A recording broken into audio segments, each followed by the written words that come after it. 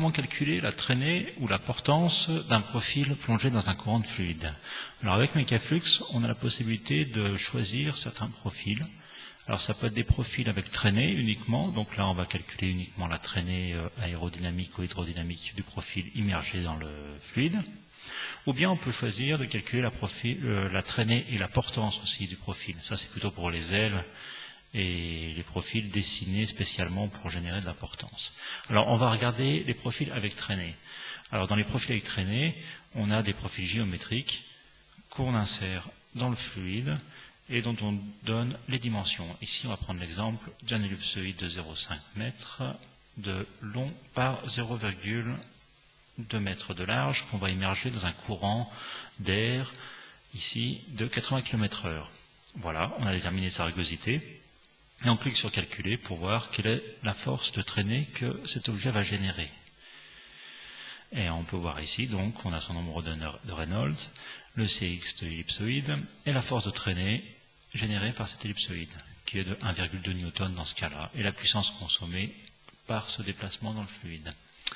Alors voilà pour, là on a un petit rappel aussi des calculs, et on a aussi ici pour les forme en forme de sphère, un petit dessin indicatif du régime d'écoulement, savoir si le décollement se fait plutôt en arrière ou plutôt en avant de la sphère.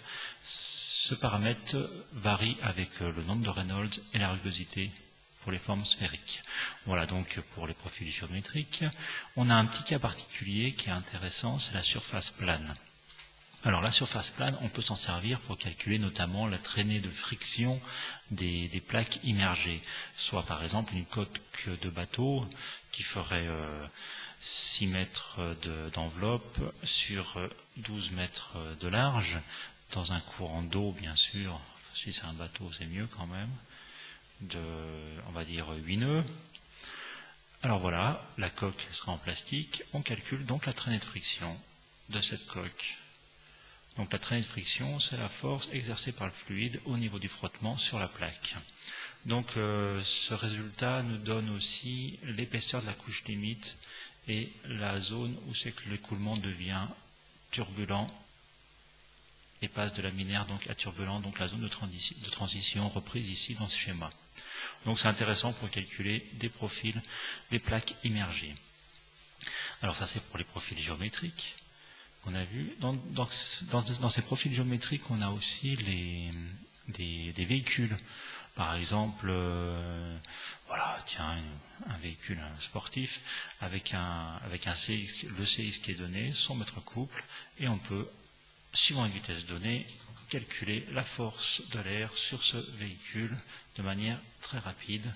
Donc on a ici le résultat, donc une Porsche qui irait à combien déjà ? À 100 km/h, générerait donc, le résultat est ici, 26 kg de traînée, donc consommerait une puissance de 9,95 chevaux. Voilà donc il y a plusieurs profils de véhicules ainsi donnés, ça va de la locomotive au camion remorque. Voilà. On a aussi des petites choses comme le parachute. On pourrait dimensionner un parachute par exemple de 6 mètres de large et puis voir à une vitesse donnée quelle est la force de traînée de ce parachute. Savoir donc, par exemple, on peut dire qu'à 56 km/h, avec un parachute de 6 mètres de large, on génère une traînée de 512 kg. Voilà, donc ça nous permettrait de dire qu'un objet de 512 kg accroché à un parachute de 6 mètres arriverait à 56 km/h. Bon, attention, suivant les profils de parachute et suivant les cas, ça serait plus ou moins vrai, mais ça nous donne une idée un petit peu des forces en présence. Ne vous jetez pas de la tour Eiffel après ce calcul, s'il vous plaît, ça serait peut-être plus prudent. Donc on a aussi d'autres profils comme le Zeppelin, ou comme un avion sur lequel on peut tout simplement observer la force de traînée générée par ce profil-là. Alors, ce qui peut nous intéresser aussi, c'est de calculer la portance d'un profil. Les profils avec portance sont en général des profils qui ont une certaine forme aérodynamique ou hydrodynamique, on va dire, faite pour générer de la portance.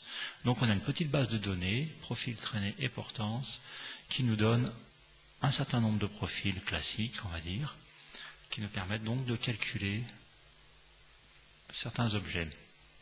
Par exemple ici un AK, qui est un profil symétrique, pourrait nous permettre de calculer la force que génère cette dérive dans l'eau à tant de degrés si elle a cette longueur-là et cette largeur-là.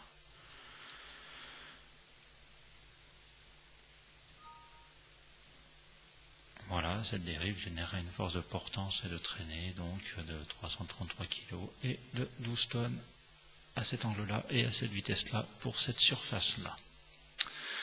Donc ça peut se faire aussi bien sûr dans l'air, pour des ailes destinées à faire voler un objet. Voilà donc pour l'onglet traînée et portance des profils. Alors l'éditeur de profil qui est intégré à la traînée portance de profil permet de générer et de créer des profils aéro- et hydrodynamiques. Il fera l'objet d'un didacticiel séparé. Voilà donc pour la traînée et la portance des profils avec Mekaflux.